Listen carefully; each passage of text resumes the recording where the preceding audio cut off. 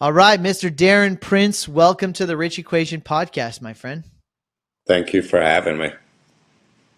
Well, you have a very interesting background. I'm really excited to get into it with you. You've definitely gone through some ups and downs in life, and I think we learn so much from talking about our most challenging times. So, I'd like to kind of start with sort of some of your history and kind of catch up the listener a little bit about what we're doing here and why we're talking. Um, many years ago, you've been a successful agent. We'll talk about that in terms of the business side and what you've accomplished there and the lessons there. But you had some come to Jesus moments in your life recently or 14 years ago. So I'd love to understand that story a little bit. I'd love to understand sort of the how that came to be in terms of what were the lessons learned through that process, and then how you kind of overcame it, and what were the lessons there. Okay, so I guess I'll start with the addiction and how that all came about, how it worked for a bit, and then how it stopped working. That was at 14. I had a great family. My dad, who's no longer here, is my best friend. My mom's still here. We're very close. My sister, and I always tell people you would have thought I had it all. Just a totally normal, happy-go-lucky kid growing up. But I was verbally teased for often being put in special education rooms, and I think that did so much on my psyche and my self-esteem to break it down to very minimal. And so I was in a sleepaway camp at 14. Hmm. And looking back at it now, I realized it was more anxiety than anything. And I had terrible stomach pains, and a counselor took me to see a nurse. And the nurse gave me a green liquid in a clear cough syrup cup. And it tasted absolutely disgusting. But within 5 minutes, walking back to the bunk, past the softball field, my life changed forever. Every one of those self-esteem issues, inadequacies, not feeling a part of, it went away. And I felt just as good as everybody else, if not better, just as Hmm. popular, just as confident, just as smart. And I complained about stomach pains every night for 3 weeks after that to get this green liquid. And when my mom and dad came up with visitation day, they found that I was taking liquid Demerol. Hmm. And So, hmm. a lot of people do what you do. Ooh, or when I do public speaking audiences, like, oh my God, that nurse. Not the nurse, because it would have happened anyway. A few months later, I was at a dentist and I had my So wisdom this is teeth. just a moment. I mean, this is just of the times. Is that what you're saying? Yep. And Hmm. it wasn't what it is now, the opiate epidemic. And this dentist gave my mom these prescription for these white pills, and she gave me one or two of the pills when I got home, and that same feeling that I had from the Demerol came back, and I'm flying. I feel like a rock star. I'm calling up with my friends. There's no pain, and you know, day and a half later, I saw there was two pills left in the bottle, and just like I lied and conned and manipulated in camp to get 3 weeks of Demerol, I put on the crocodile tears and told my mom I have a horrible infection. My tooth is killing me, and as a loving mother, she didn't want to see her child suffer, because who would? And took me back to the dentist, and I wound up getting another refill on these pills. I later found out were Vicodin, and at that point, I had a very successful business too. I started a multi-million-dollar baseball card company in 1984, so now I had money, As a and it was 14-year-old. 14, and it wasn't like I was going to be able to, get a prescription at a pharmacy at 14, but I had money to buy them from wherever I can get them. For 6, 7 years it worked, and I felt it, really built, external confidence from an external place, not internally. Not realizing many uh, how Hmm. many deep rooted issues I had.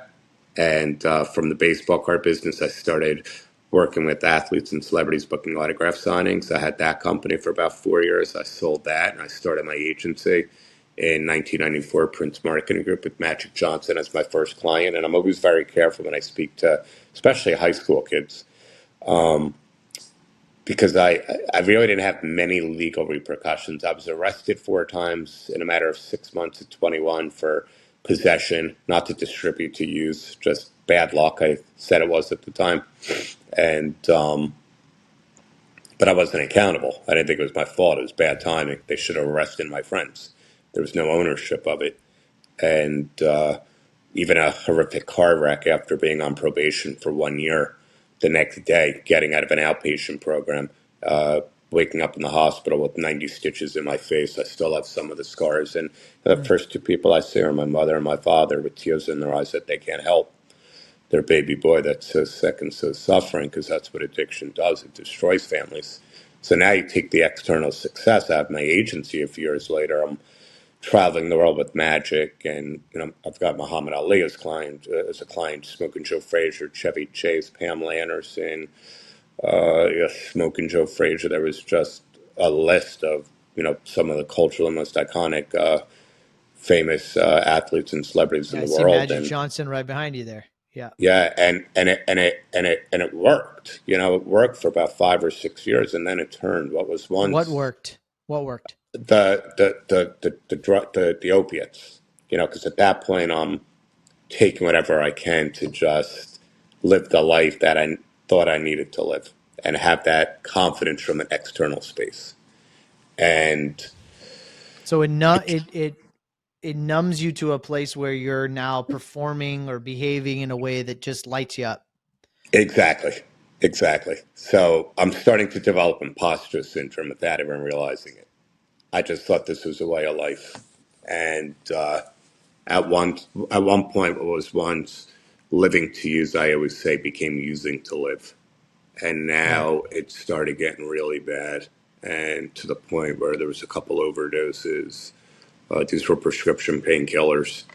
I had to be very mindful, being an agent, of morality clauses and upholding my public image, due to the fact of the clients I was representing. So I just felt prescription payments were easy. Any doctor will give them to me.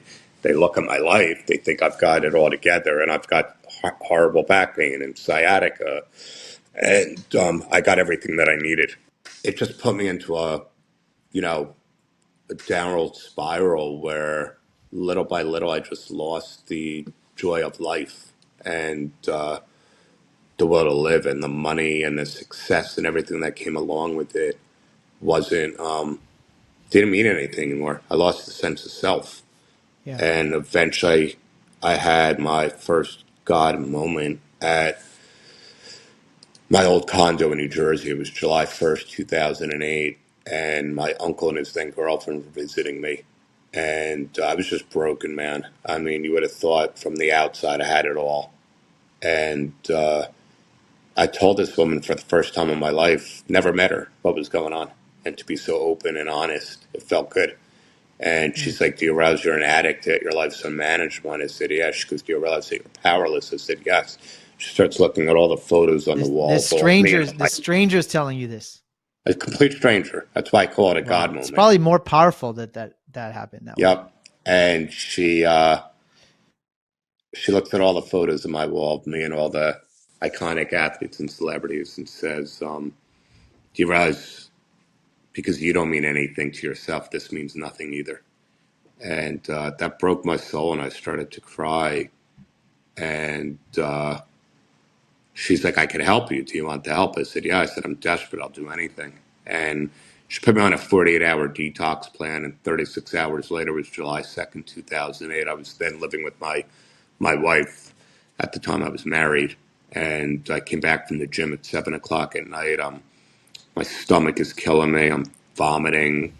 All the horrendous detox ramifications when you're trying to get clean off of opiates and other stuff. And I was on anxiety meds. It was just Ambien at night. I'm sniffing Ambien before I went to bed. And I called them up. I said, "I can't do it. I'm going to get a doctor to get me what I really need to get." And they both started yelling at me, "This is the disease. This is your goddamn ego already. You got to surrender.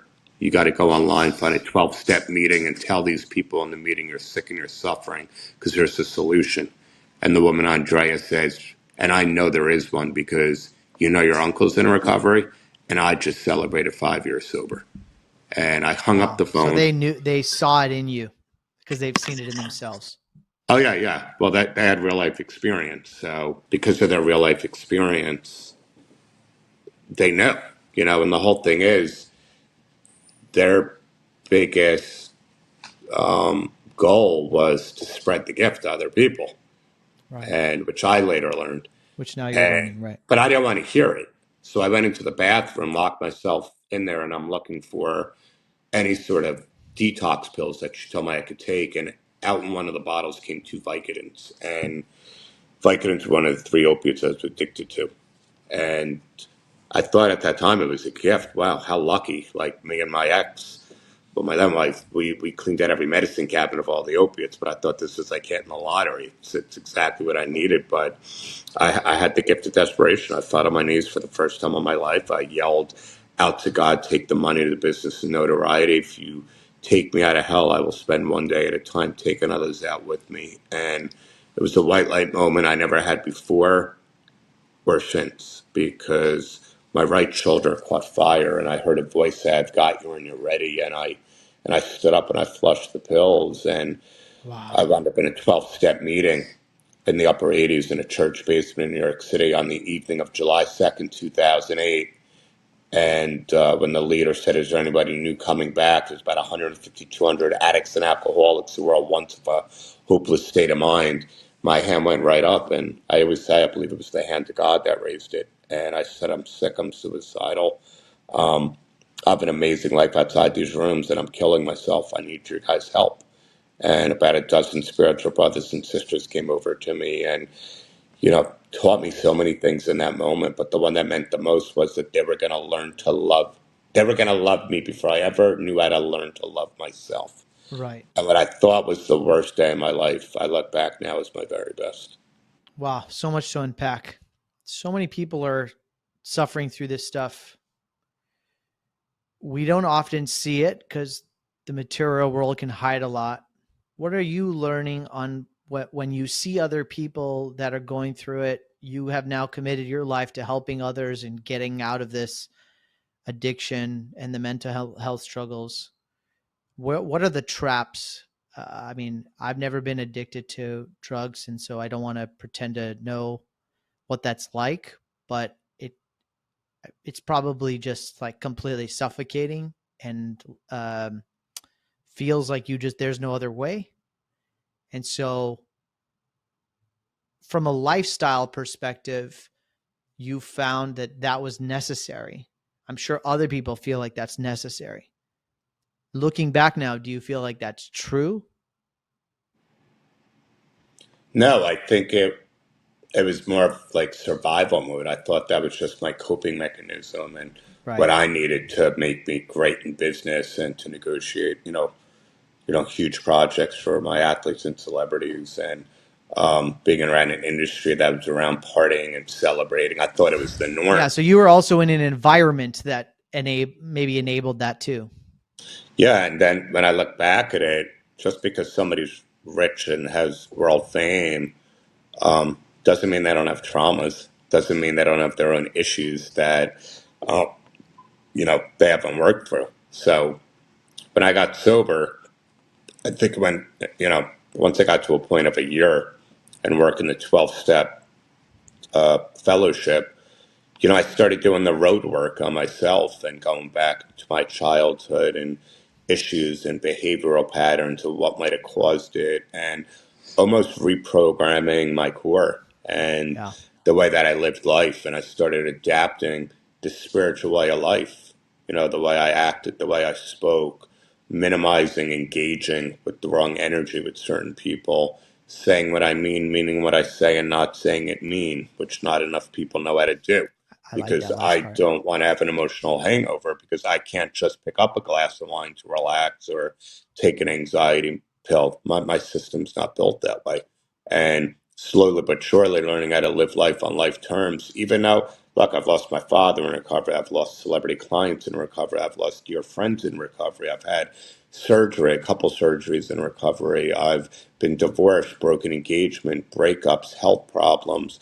But overall, life is amazing because I learned how to accept it on life's terms. And I have learned now more than ever that how to be comfortable when times are uncomfortable.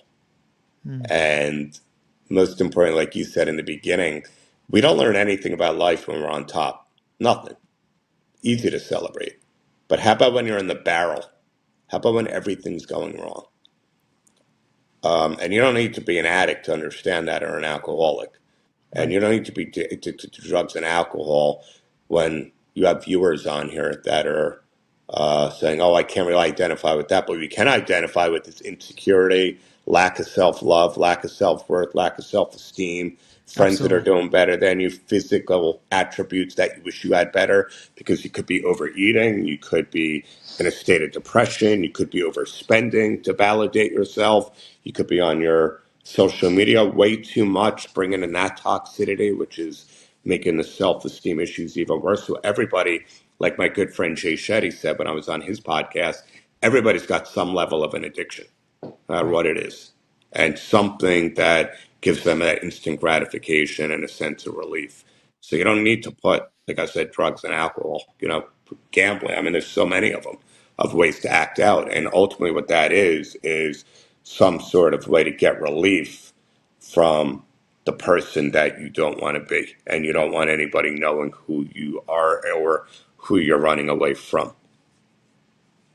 I mean, we're so blessed to have you today. I mean, thank you for sharing your story.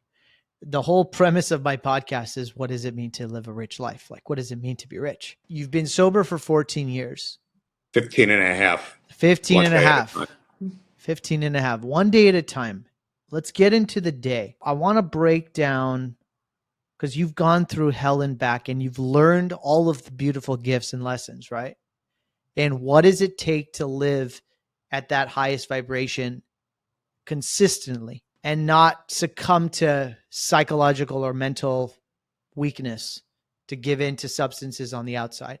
So I'd love to break it down with you. Let's get into the routines.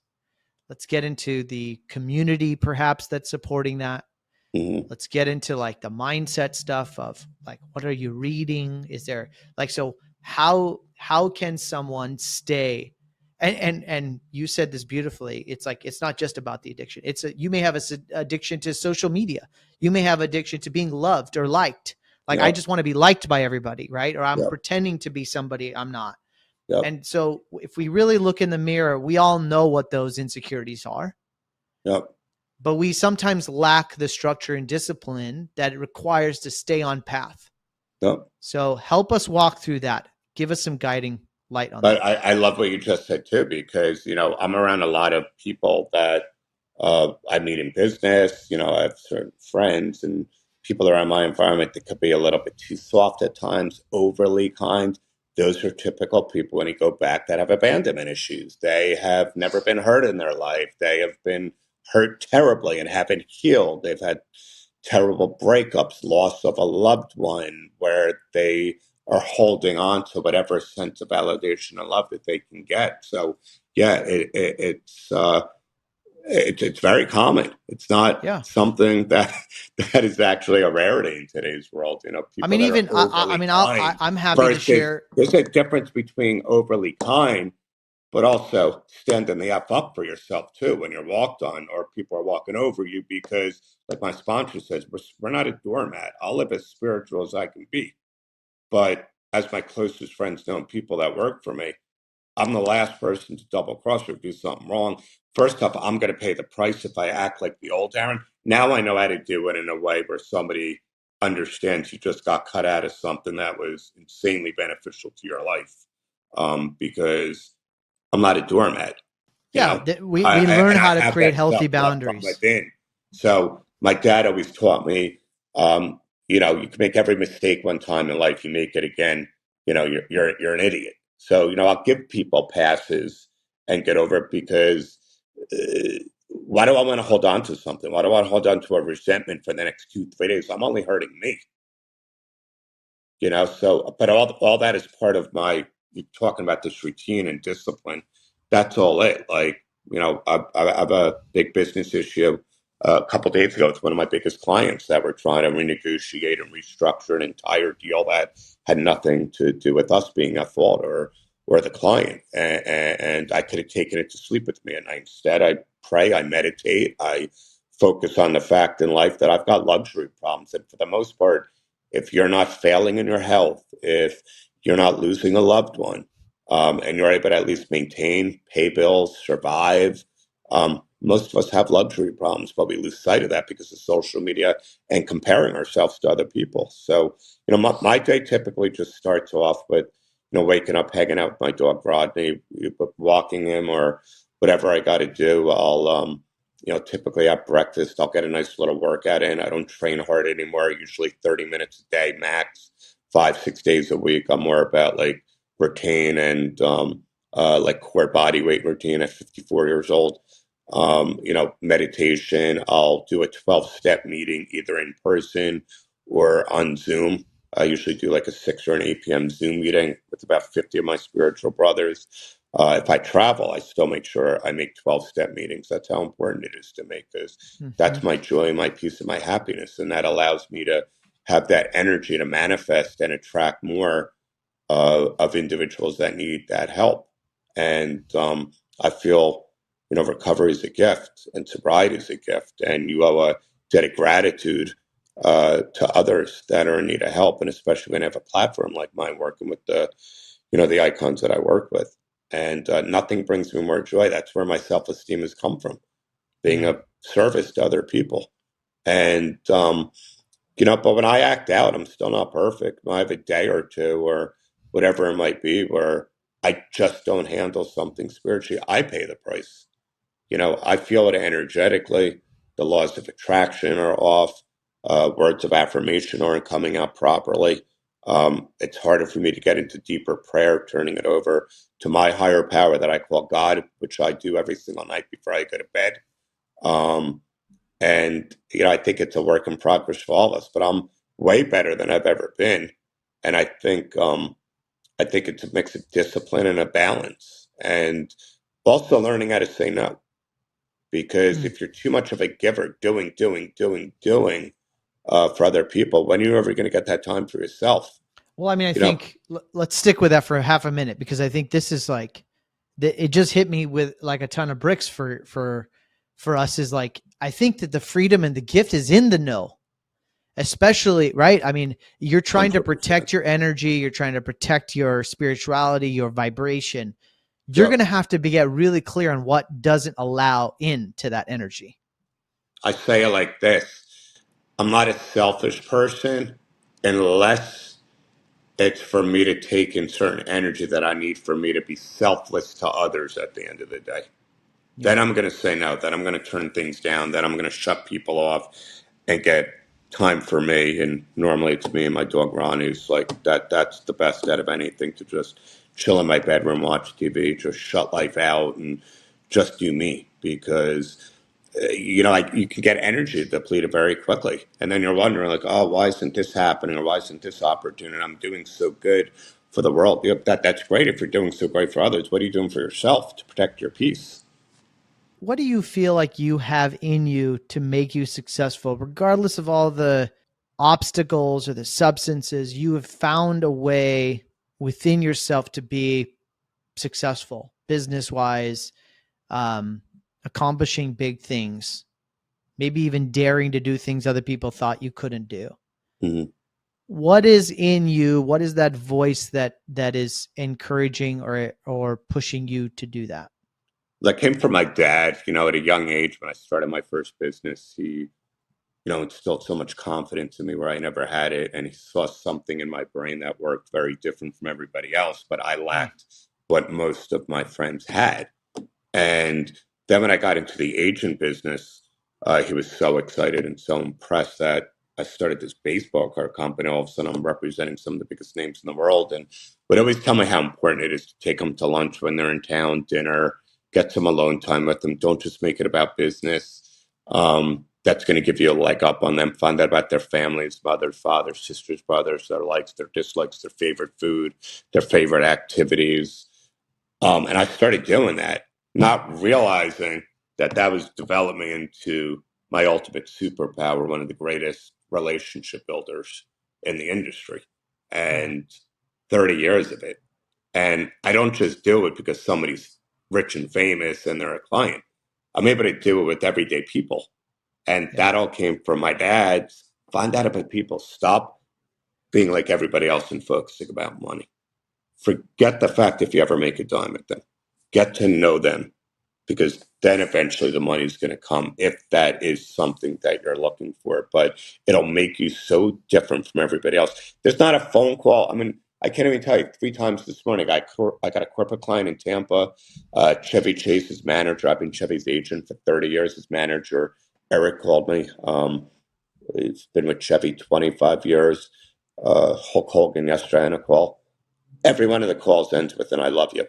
Dominique Wilkins, there's not a time we get on the phone where, same thing. Magic Johnson, all my clients, Ric Flair, Charlie Sheen, Carmen Electra, came from my dad. That came from him Hmm. teaching me the Just importance of building. making the relationship personal and be different from everybody else. Is that being lost right now? Do you feel like in? Oh yeah, 100%. It's another thing that's funny. Jerry West is a dear friend and client. He's like a father figure. We spoke for an hour 2 days ago, and he literally just called to just thank me for the friendship. And we do a ton of work together. He's like, he goes, it's such a rarity to just have somebody in this world that understands me that I could just call and talk life to. And he goes, it just doesn't happen enough. And he said it himself. Hmm. Yeah, so fascinating. I think there's like this gift in social media and the scale of relationships that can be built with social media. I mean, I wouldn't be talking to you if it wasn't for social media, right? So there's gifts in that. But there's also this like almost imposter syndrome facade that you can hide and pretend and not have to really force deep conversation. I continue to find that I can have authentic relationships with people, not only in social media, but the people on the other side that are trying to have those relationships. Um, Well, but we, I am who I am. I mean, I like social media because it allows me to be me, yeah, yeah, and I know vulnerability and transparency it is works. every single human I know in my life is hiding from something, Yeah, you know, every yeah, single buddy I I know. love it. I can't identify with anybody unless it's like a spiritual brother or sister in the fellowship, because at least with us, even if they're not public like I am, uh, they could talk to me one on one. You know what I'm saying? And I Yeah. don't judge people for being that way because I understand it's the way of the world. Most people aren't comfortable talking about their most uncomfortable, darkest crap. But I feel like, again, I have a debt of gratitude to take it as much as I can to slowly break those around me, whether it could be a family member or somebody that's near and dear to me, to get them to slowly start opening up a little bit more and understand we all have crap. Nobody's off limits.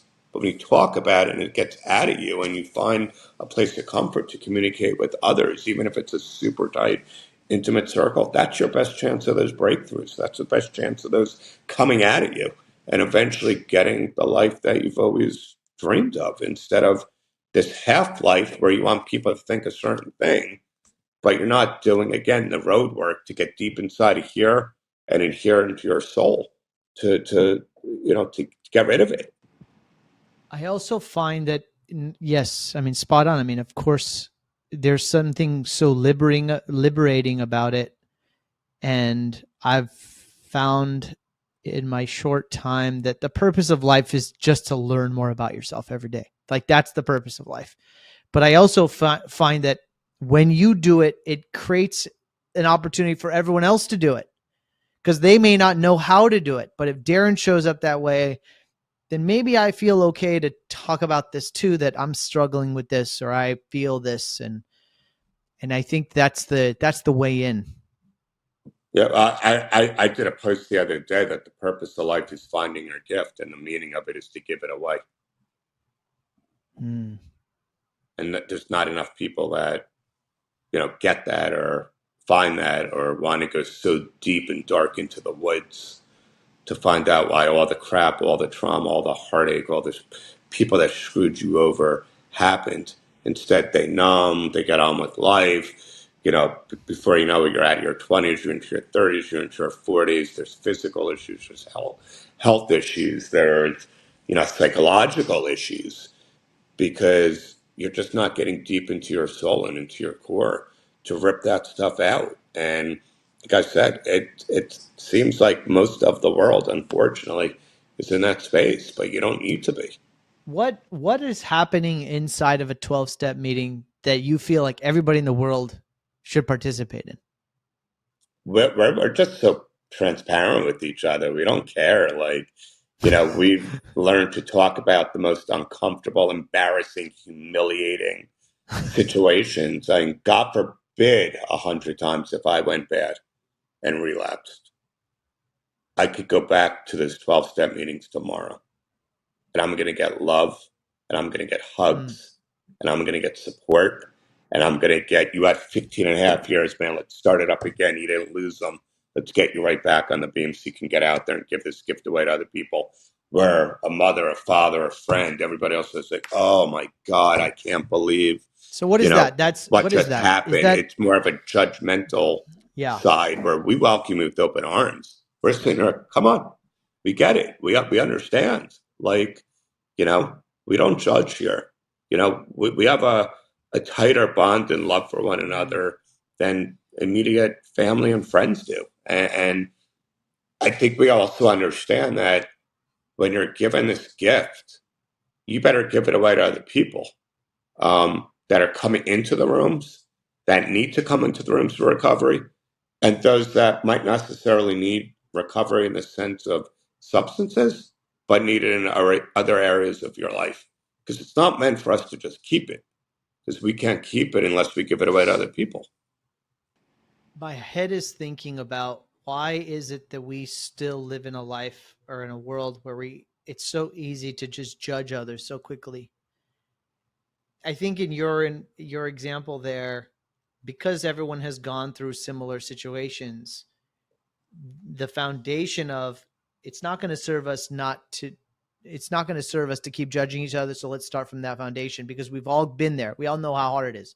So if we stay in the vibration of compassion and non-judgment, we have a chance. 100%. But if we're all different and we all have different upbringings and we all have different experiences and we all come from different places and some of us have this issue and that issue and we all have different problems, why is it that we struggle with this simple concept of let's just show up with compassion and lack of judgment? Because I think most people aren't healed. I think most people sometimes get blinded by maybe external success or what they feel is genuine happiness. And then it's just so quick to look at others when real at the end of the day, a lot of times they should be looking into the mirror if they're Mm. judging. Like they say, I've never met a hater better. You'll never meet a hater doing better than you. They're Yeah. haters because they're unhappy people. Right. They're Right. Right. judgmental. Because I'll never be like, oh my God, that guy's an asshole. Or no, I just might cut somebody off, not deal with them, not talk to them. If they're out of integrity, yeah, I just remove them from my life. A lot of times I also get into a place of praying for other people that have done wrong by me Mm. I love that. because not that they might not deserve full forgiveness, but I deserve peace and to stay on my journey. So if I'm going to hold on to a resentment against an ex or this or that, like so many people do, good luck with your life. Because I've seen that's taken a lot of people. Depression, suicidal thoughts, substance abuse, everything else not working in our life. No matter For some, how horrific a business partner, a relationship, a husband, wife, boyfriend, girlfriend might have treated you, the world is just going to praise God. I pray for them. They're sick and they need healing. And I am not going to let that person take me down. I'm just going to pray for them and stay on in my journey where I need to be. And I'm going to reflect on whatever good times we might have had, whatever good business deals we might have done. I don't know how they turned out to be this person. I'm going to pray for them. And you see a lot of this stuff online, how important it is, yeah, for you to just forgive because it just allows you to go like that on your journey totally. versus holding on to that resentment, which causes diseases, mental issues, like I said, substance abuse and everything else. There's something incredibly healing for us when we think about someone else who may be suffering and we pray for them. Isn't that funny? That's so interesting. Yep. Yep. Yeah. What are you afraid of now, Darren? What are you I only have one. I only have one fear, to be honest with you, which is relapsing, which is why I do what I got to do every single Yeah. day. Right. And I'm not afraid of the relapse and dying. I'm afraid of relapsing and living, because if I go bad and put what in my system what I last used 15 and a half years ago, people aren't going to see me again. But if I actually make it and have to wake up and get back into that hell, it's my only fear. I pray for all my loved ones, my coworkers, my family, my clients, my puppy, just, for good health and happiness for everybody. But the biggest fear is that's it. I mean, I don't live in a place of fear, because to me, I learned early on in the program, unfortunately, a lot of the world is forget everything and run is the acronym to them. And mine is face everything and recover. And Mm. that's what I did for so many years. And I still continue to do it. A couple more questions. Do you feel like, you're working within companies with this concept?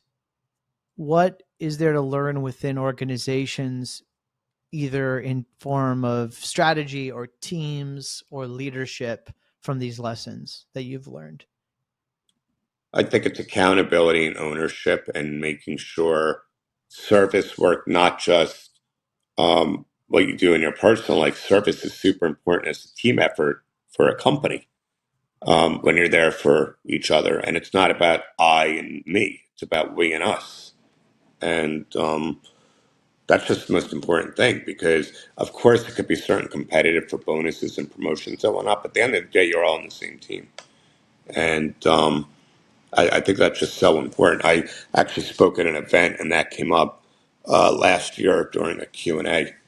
Somebody asked me, because when I speak, I typically raise the money for my foundation, my Aiming High Foundation, which gives me so much joy, because I'm able to scholarship people that need substance abuse treatment for my Mm. 501c3. But, yeah, I believe when they are correlated, to be honest with you, because if somebody has outside personal issues and they're bringing them into the workforce, and there's a bad energy coming, and they're not on the same vibration or frequency as the rest of the team, that bad apple is going to create conflict and problems within the organization. Yeah, energy and chemistry, and yeah, I mean, I love all of this. This is how you build mean organizations where this stuff just vibrates and it's No, in sync, right? It's the same wavelength, no, but it's energetic. It's not strategic or tactical. It's not something that you can write on a business plan. that's exactly what it is. And executives and CEOs and CMOs, I think the other importance is whether you're at the top and you want to stay there and continue to learn and evolve, or if you're more on the bottom, building your way up into the middle, um, mentors, people that have done it better, longer, wiser, smarter, more successful. I don't, and this isn't a knock, everybody knows this. Anybody that works for me, I do not take a single bit of business advice. It's never even recommended, because I Say already, say that again. like, nobody that works with me in my inner circle do I ever take business advice from. It doesn't even get suggested, because I get mine when I have my conversations with Magic and people where I'm trying to get to and that I respect, that has built a multi-billion-dollar empire, and I have the privilege and the luxury, and the once in a lifetime gift to have a call with them every once in a while when we're traveling, and to just be a sponge. I'll get it when I'm speaking to Hulk Hogan or clients or corporate clients that are wildly, incredibly successful, that are good people, that are kind people, they're giving people that live in a place of service and gratitude, because I want to be a sponge to learn more and scale as much more as possible to build, learning from their years of success, but also learning from the years of mistakes.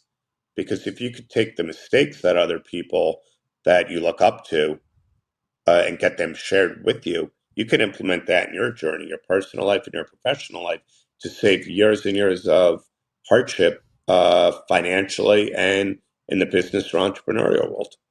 Hmm. Why not do it? It's the easiest thing in the world to do. For all the entrepreneurs who are listening, what is the biggest lesson you've learned from Magic Johnson? Well, when he became my first client in 1994, he told me that he was going to give me 2 years to be his agent. But if I didn't use those 2 years to knock every wall down to bring in all the celebrities and the revenue streams that I could, he was going to fire me after those 2 years or before the 2 years, because life isn't and wasn't how successful he was going to be, because he already knew he was going to be a success in the world of sports and entertainment they've never seen for a retired athlete. But that life for him was about how successful he can make me and So everybody cool. else around So him, cool. that it was a domino effect. So every single person in my life, especially in my business world, if I win, if I have a better month, if I have a better year, whatever, that's what I want to do. If everybody left me tomorrow and made tens of millions of dollars, would I be inconvenienced for a little bit? Yeah, of course. But I would sit back, with the biggest smile on my face and saying, my two girls, my four agents here, my one boy here, like, yes, I did exactly what I was meant to do. There wouldn't be a resentment. There wouldn't be hate.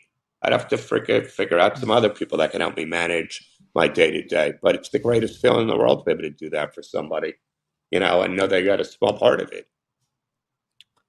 Darren, for you at this point in your life, I think you kind of summarized this well throughout the podcast, but for you, what does it now mean to live a rich life? What is it? What? What does it now mean to live a rich life? So that's another funny one. I was in Boise, Idaho last year with Kevin Harrington, who's a business partner and client, the Shark Tank judge. We had a keynote event, and that morning they wanted me to speak to a school. And I went to speak to like 300 grammar school kids. And somebody said to me, how does it feel that you're really rich now having the life that you have? And I said, well, it depends how you define rich. I said, I don't look at the stuff anymore and the money and the business deals that I do.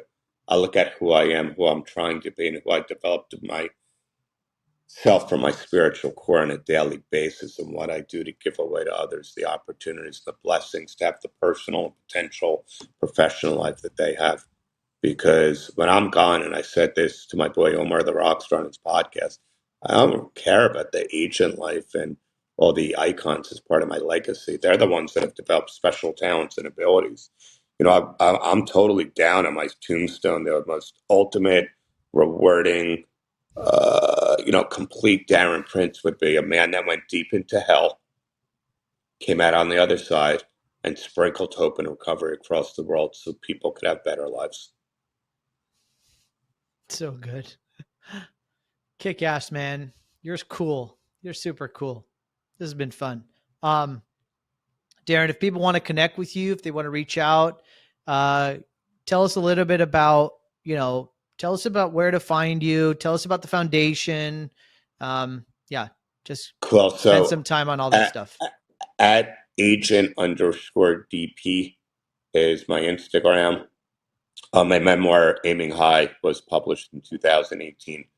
By the grace of God, it was an international best-selling memoir. It's still out there. I'm sure Barnes and Nobles and Amazon. It's a journey of my life from the hell of addiction to the beauty of recovery, with some great stories on my, career with, the clients, their love and their support, and how our bond even deepened further when I got sober, in a non-judgmental, capacity.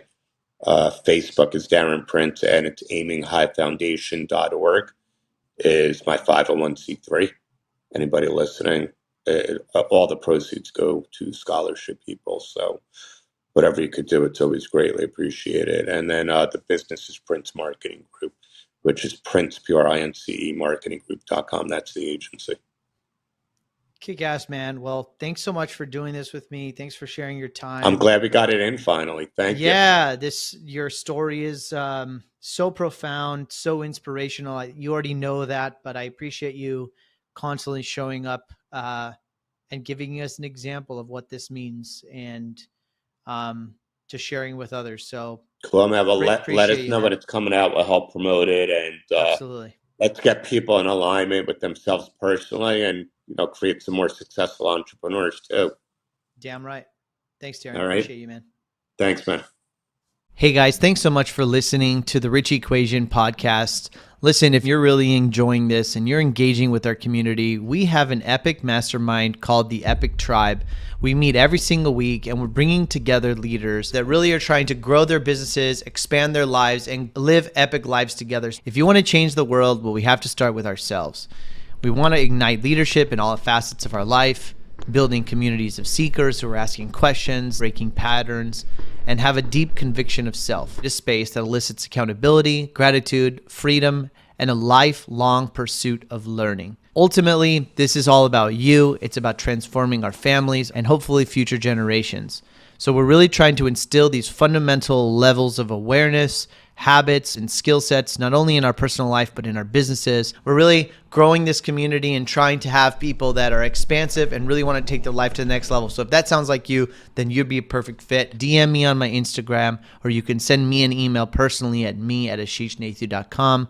Thank you guys so much for listening, but please engage. Leave us a 5-star review of the podcast. Make sure you download the episodes, and talk to you soon. We'll see you on the other side.